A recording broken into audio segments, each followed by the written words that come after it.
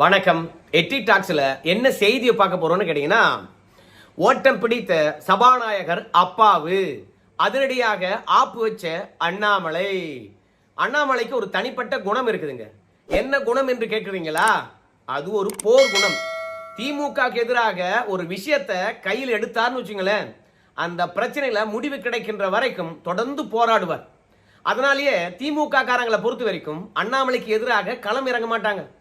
ஒருவேளை அண்ணாமலைக்கு பதில் அளிக்கிறாங்கன்னு வச்சுக்கோங்களேன், அவங்க அண்ணாமலைய தனிப்பட்ட முறையில தான் வந்து தாக்குவாங்க, இல்ல அபியூஸ்மெண்ட் பாலிடிக்ஸ் மட்டும்தான் செய்வாங்க, ஆதாரங்களை வெளியிட மாட்டாங்க. ஆனா அண்ணாமலையை பொறுத்த வரைக்கும் திமுகவினர் என்ன தப்பு பண்றாங்களோ அந்த தப்பை வெளியே எடுத்து போடுவாரு, புள்ளி விவரங்களை வெளியிடுவார். புள்ளி விவரங்களுக்கு பதில் சொல்றா, நீ பண்ண தப்புக்கு பதில் சொல்றான்னா பதில் சொல்லவே மாட்டானுங்க. ஏன்னா அவங்க கிட்ட பதில் இருக்காது. அந்த அளவுக்கு நேர்மையான அரசியல்வாதியும் திமுக காரங்க கிடையாது. அதனால அண்ணாமலையை அசிங்கப்படுத்துறது தான் அவங்களுடைய முதல் வேலையா இருக்கும்.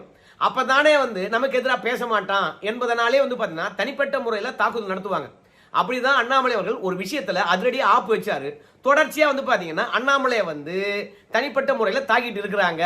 சரி, அண்ணாமலை அவர்களை பொறுத்த வரைக்கும் என்ன அதிரடியாக ஆப்பு வச்சாரு, சபாநாயகர் ஏன் ஓட்டம் பிடித்தார் என்று தெரிந்து கொள்ள வேண்டும் என்றால் இப்போ இந்த வீடியோவை நீங்க பார்க்கணும். இல்ல தம்பி, உங்க நோக்கம் எனக்கு புரியுது. செயலில் இருந்தா 7 பேரை கைது பண்ண முடியாது. சமூக கேள்வி இல்ல, பத்திரிகையாளரை அன்போடு கேட்டுக்கொள்கிறேன். சமூக ஒற்றுமைக்காக நாங்க பாடுபடுதோம். அதுக்கு தகுந்த இல்ல, இதுல வந்து அரசியல் பண்ண வராங்க. நான் உங்ககிட்ட தான் சொல்றேன், இதுல வந்து அரசியல் பண்ண வராங்க. இந்த சமூகம் இல்ல, நான் இல்ல டிபேட் பண்ணாங்க தம்பி.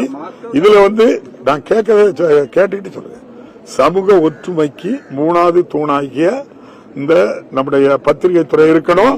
அதுல நான் சொல்லி கேட்டுக்கிடுங்க தம்பி. நீங்க என்னமோ யாரோ உங்களை இயக்கி விட்டுருக்காங்களா? இல்ல அப்ப பொறுமையா இல்ல, அதெல்லாம் இல்ல தம்பி. நீங்க யாருக்கு பேச வேண்டிய தெரியும், பொறுமையா இருங்க. சமூகத்துல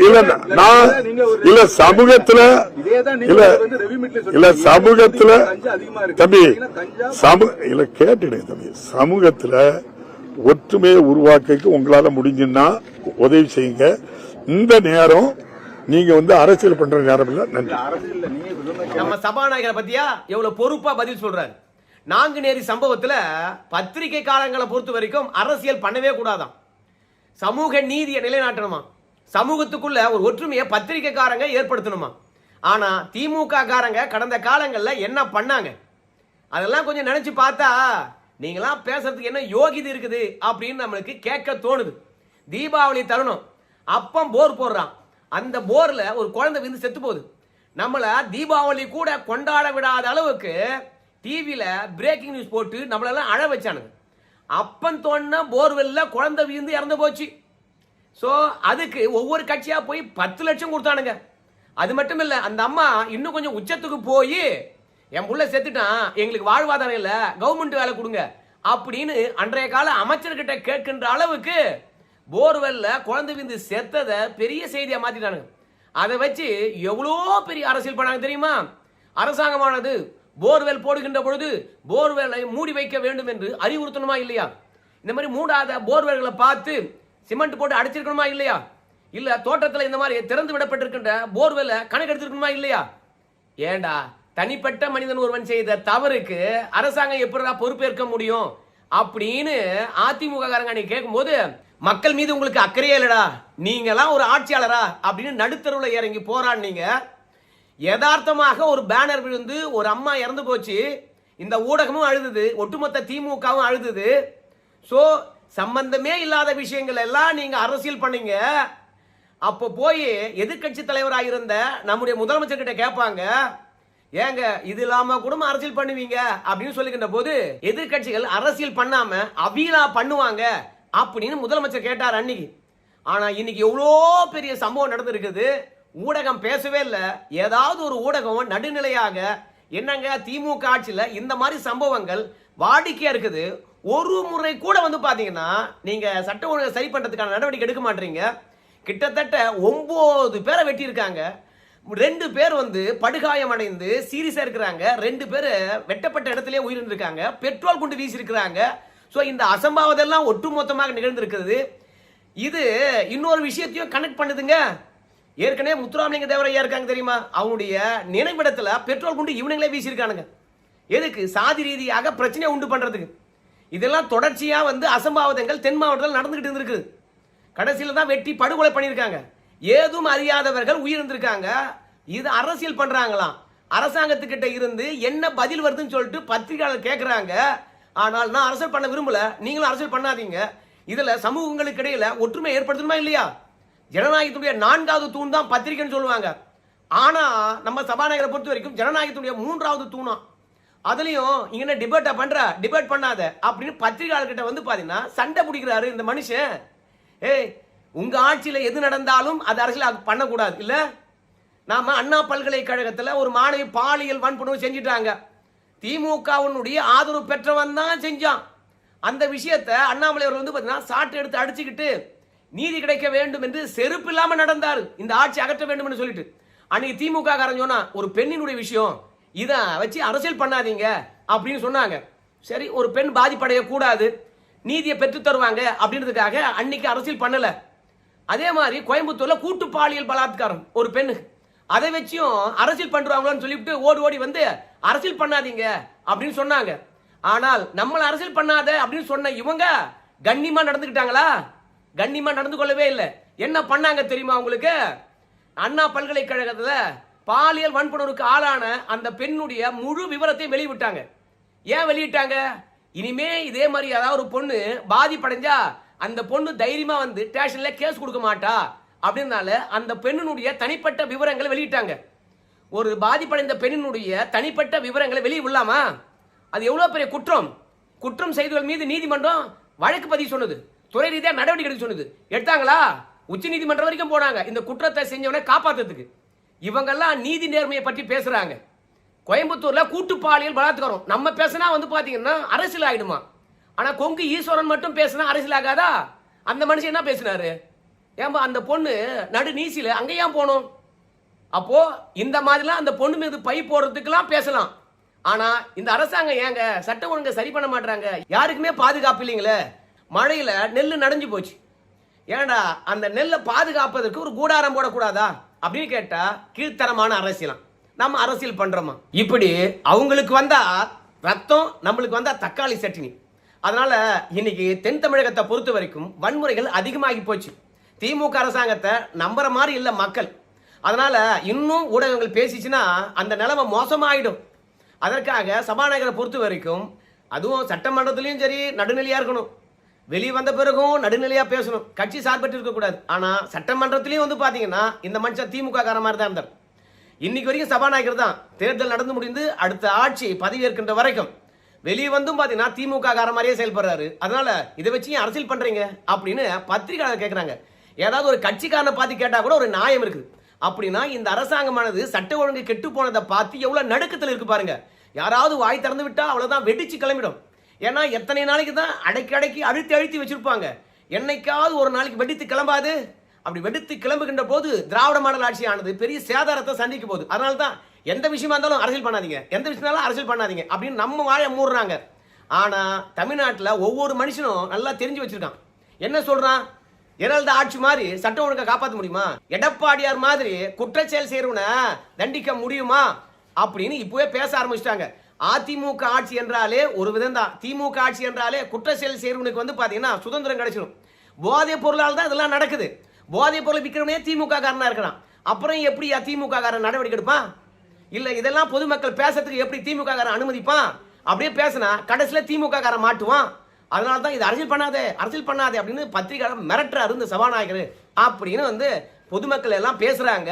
கேட்ட கேள்விக்கு பதில் சொல்லாம எப்படி ஓட்டம் பிடிக்கிறாரு பாருங்க. டிவில 24 மணி நேரம் சபாநாயகர் ஆகாத முன்னாடி டெபேட்ல உட்காந்து பேசணும் மனுஷன். இதுக்கெல்லாம் பதில் அளிக்கலாம் இல்ல? பதில் இருந்தா தானே சொல்றதுக்கு. அதனால மழிப்பிட்டு போறாரு. நின்று இருந்தாங்கன்னு வச்சுக்கலாம் எல்லா பத்திரிகையாளரும் கிழிச்சு எடுத்திருப்பாங்க. சரி, ரெண்டாவது அண்ணாமலை வச்ச அதிரடி ஆப்பு.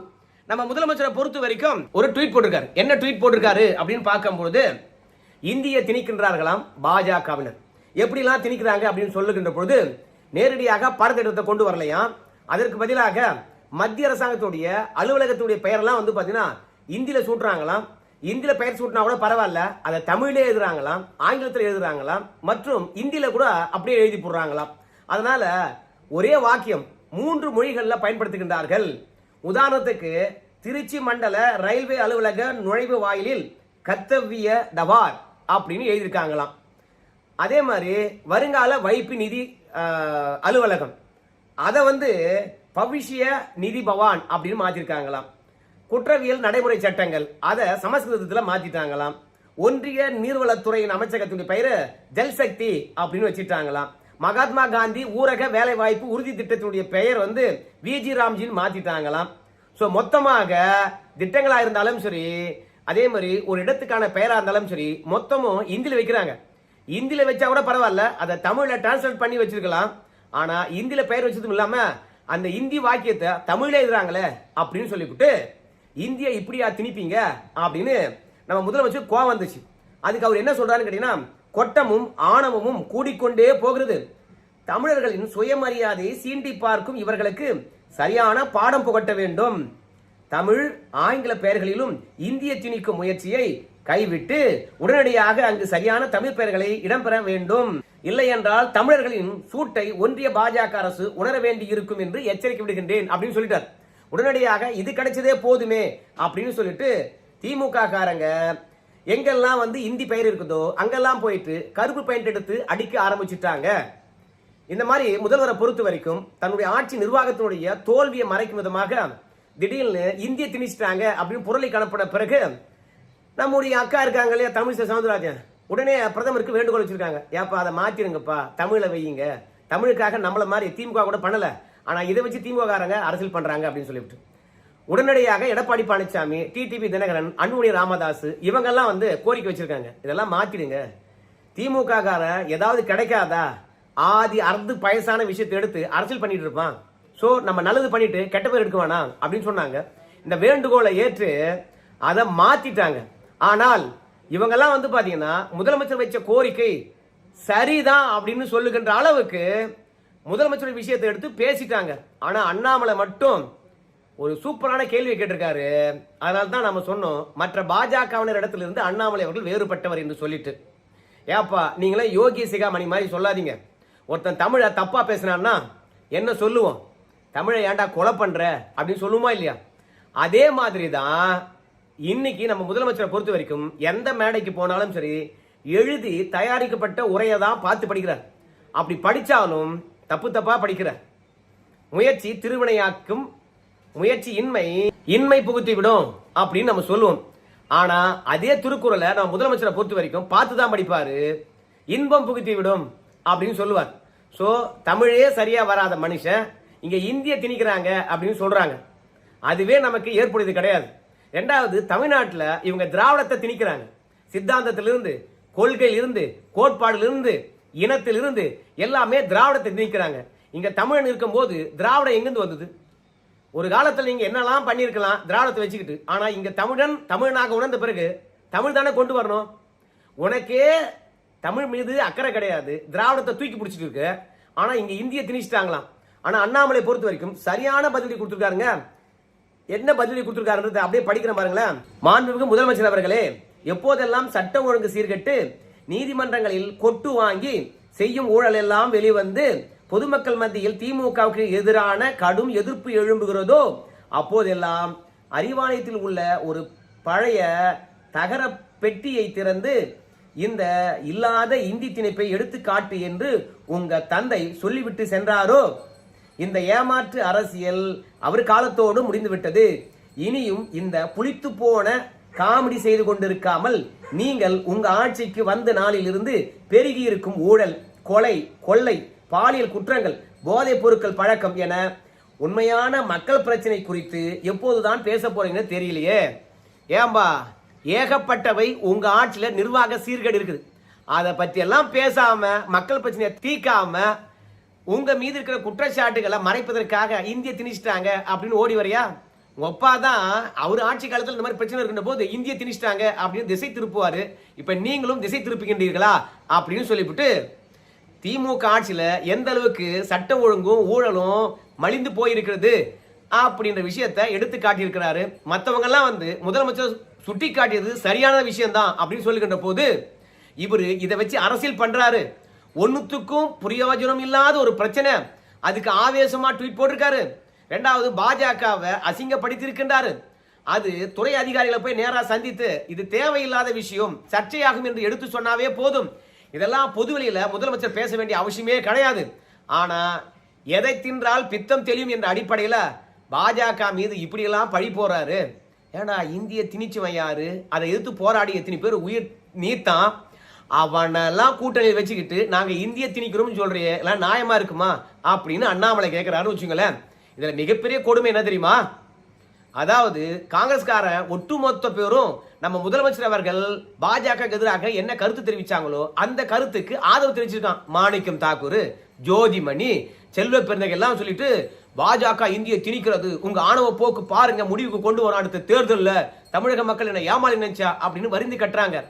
ஏயா இந்திய எப்படி திணிச்சிங்க, அதனால எவ்வளவு உயிர்கள் போனது என்று காங்கிரஸ் கட்சிக்காரனுக்கு எடுத்து சொல்லணுமா? செல்வ பெருந்தையாவது பாத்தீங்கன்னா 5 கட்சிக்கு போயிட்டு வந்தவன், அவனுக்கு தெரியாது.